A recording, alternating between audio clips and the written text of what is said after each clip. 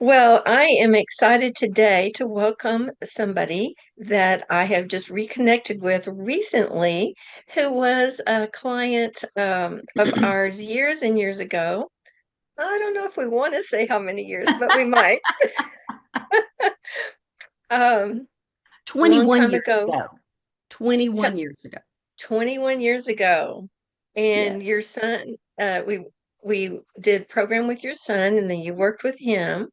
Mhm. So, Laura, I just want to welcome you and thank you Thank for being you. here. Thank you. It's so great to be reconnected with you after these years. And yes, I'm excited just to share David's story. Well, it's really fun to see you never know in the moment Mhm. what's going to be happening years later Mhm. when you work with a child and you give the family a program and you're not sure if they're going to do it all or do some of Mhm. it or what the outcome's going to be, but this is a really wonderful way of looking way back 21 years and what has happened so far.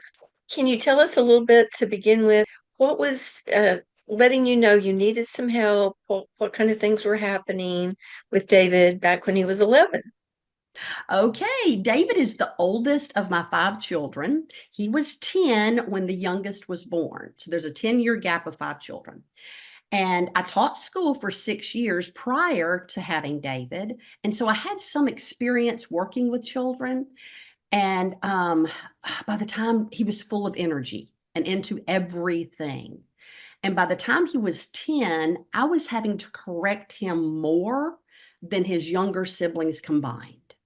Mm, And he had struggles socially, academically, physically. And it was at this point that I was like, I've got to find help. And my heart went out to him because I knew he didn't want to misbehave. sure. He just couldn't help it. So, reflecting on 21 years ago, I don't remember all the details. Um, Sure. but there are a couple of things that do stand out. I would take the children to Walmart or to the grocery store, and he was just running and loud, and the other four were contained. you know. Um, and so one day I thought, I'm just going to take him to Walmart by myself, just the two of us. And he ran down aisles, just touching everything, wanting everything. And by the time I got to him, he would be on the next aisle. Uh, Same thing. And he was 10. And so I just realized then that we needed help. And I would ask him to clean his room, and he would clean the center of his room and leave stuff around the edges. And I'm like, okay, this is interesting. Um, we did live in the country from the time he was on property on acreage, from the time he was 6 till he was about 10. And that was our saving grace because mm. he was outside all the time, building, painting, taking things apart, sometimes putting them back together and sometimes not, playing with the animals, climbing. He did not want to read. He did not want to do math at all, ever. And we homeschooled. And I was going to ask that you were homeschooling at the time. Yes, I was homeschooling. And he had no interest in any of it. Um, Mm. so anyway, going places with him was a struggle because he was just whoo, I guess it was when he got overstimulated. So So yeah, he had some sensory issues, would you say? oh yes, yes, very definitely. Had sensory issues, had yes, just high energy, which he still has high energy, but now it's more he can control it. Yes. Yes. So do you think that he had some hypersensitivity to sound, to Yes. touch, to smells? What was his sensitivities? To touch, you know, was a big one. And just to sound and light, because he Mm. would be okay outside, but we would go somewhere and it would just stimulate him beyond what he could handle. Now, sometimes there's a problem with fluorescent lights that that kind of lighting instead of natural light. Natural Mhm. light's not a problem, but then fluorescent light just sends them into a tizzy. Yes. And So I didn't that's know that back then. I know that mhm, now, but yes, sure. yes. Okay, so you're homeschooling and And he was not reading and he was not doing math. He could read a little bit, but it was just a huge struggle for him to sit still and listen. And he couldn't remember the instructions that I would give him. You know, if I would say, okay, we're going to church, go put your shoes on, get your jacket, let's get in the car. And that was gone. Mhm. Yeah, so we His call ability to that follow directions, his ability to follow directions. follow directions.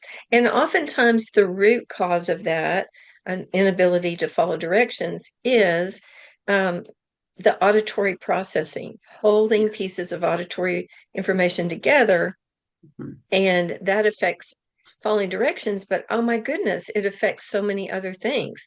Being Yeah. able to stay on task, Yeah. um, comprehension, just so many things. I think one of the biggest things for a lot of kids, like David, is they don't see the big picture, like cause Right. and effect, where Yeah. like if I do this, this is going to happen. It Uh-huh. just doesn't dawn on them. Mhm. You were Yes. having some of those kind of symptoms Oh, too? yes. Like I said, I had to correct him more being the Mm, oldest than the other children combined right. because we would be ready to go to church and he still doesn't have his shoes on and everybody else does. You know, those kind of things and so he was never mean, Hmm. no, but just those following directions kinds of things and being able to sit and pay attention. Um, And would you say that not being able to follow directions at 10 or 11 is a lot more frustrating for parents than and so did uh, oftentimes it causes yes, there was a lot of frustration there. You know, you expect it when they're 2 or 3, you know, to have that. But by the time they're 10, that's why when he turned 10 and I started really looking at things and then he turned 11 in November, I'm like, we have to get help. We have to get help because I love him with all of my heart. And I've tried everything sure. and this just is not working for him. So I know oftentimes homeschoolers don't go for things like labels Mhm. or, Mhm. labeling children because they don't like necessarily the recommendations that are done. Right? So did he have any labels? I never had him tested.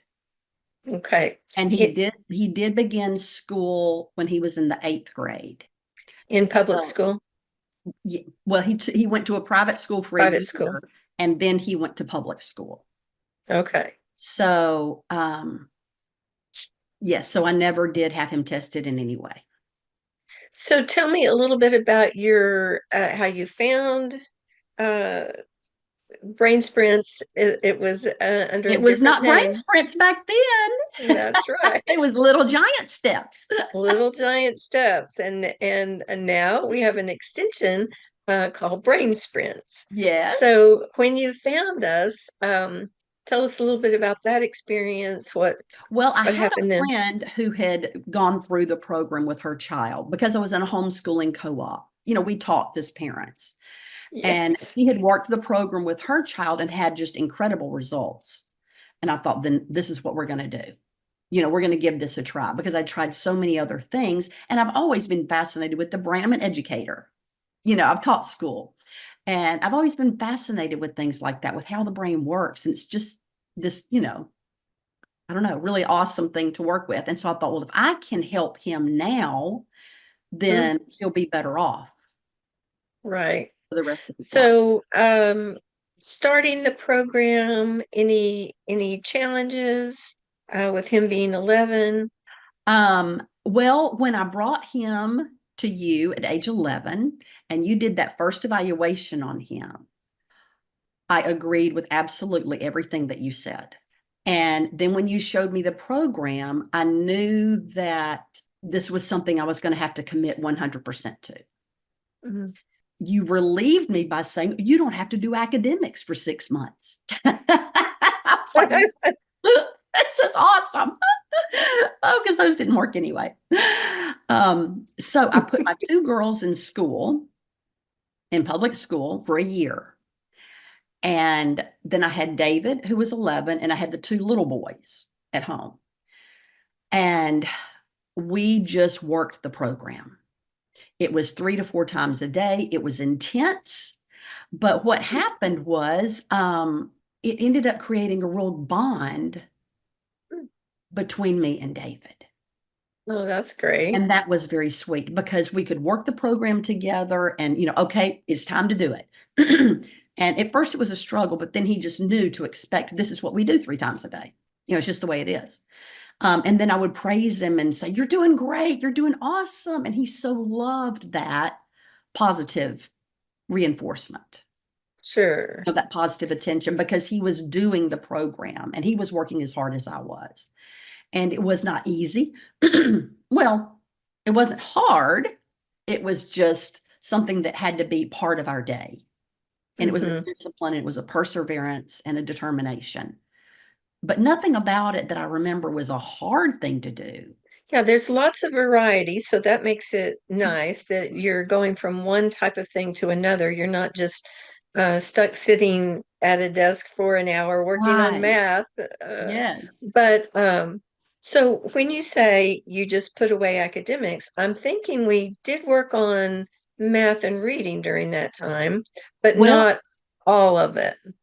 yes, that's correct. That's correct. And No, really, I didn't even have him read very much during that time as my choice, you know, just mm, because the program was what we were doing. We did do some reading, not very much, but the pressure was not on for that. mhm. And we did do some math, but my goal every morning was to complete the program 3 times a day. And at his 6 month evaluation, he had increased 2 grade levels in reading, Mm. Now, isn't that interesting? which was very impressive. Right. Yes, Yes. that's you don't have to do a lot when Uh-huh. you're when the child's behind in reading. You just have to consistently work on the root cause of why they're not reading well. Right. Are their eyes not working together right?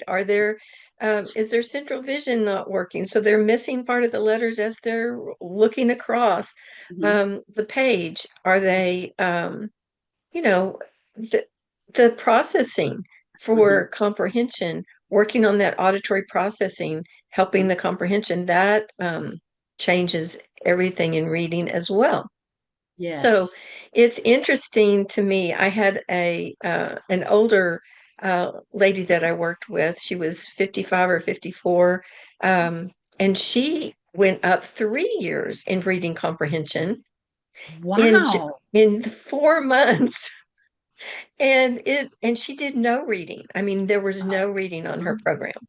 So Mhm. typically I do put some reading and math, and we work on the foundation. And then what I found, and I want to know if this is what you found as well, is that they just skyrocket in all those other things because that foundation is laid. So Yes. a lot of people just have a challenge and think, oh, they're going to get further behind. They're already behind, and they have this panic kind of feeling. But it sounds like you did it Mhm. the way that it really needs to happen. Mhm. Yes, and David graduated from high school and went on to earn a business degree from Sam Houston State University at 22. He's now 32 and an incredible adult with a brilliant mind for business. He owns his Oh, own landscaping company. He has a rental property. He's remodeled his rental house by himself and just with friends and the house that they live in. He's married and has a 1 year old baby girl. oh, And life is just beautiful for him. So last night I called him and I said, hey, I know you're reading books now. Like, how many books have you read in the past 4 years? He said, oh, mom, 40 to 50 books. And I said, about what? He said, about personal growth Hmm. and, business and things like that. And he said, now though I'm really into fantasy novels. And so he and his wife take their 1-year-old baby to the library once a week to get books. Ah, So, yes. So he's just from an amazing human being, and I'm so thankful for you and for the time that mm, you have spent doing the research and, helping moms like me. that is so incredible. When you think about it, from going from not hardly reading at all at 11 to voluntarily reading 40 books, what, in a year? Is that what you said? In 4 years, 40 to In 50. 4 years. Yes. So 10, but I mean, even that is huge these days. There's so much video going on. A Right. lot of times, people are reading less and less. Mhm. So that is really exciting. So Yes. is there anything else that you think of that kind of changed in his world that made this possible, for this glowing report as an adult? I know, I know. Well, he still has a lot of energy, but now it's channeled and he's focused. And his auditory processing is like off the charts now. Mm, He can go into a customer and they can tell him this list of things that they need done and how they want it done and when they want it done, and he's got it.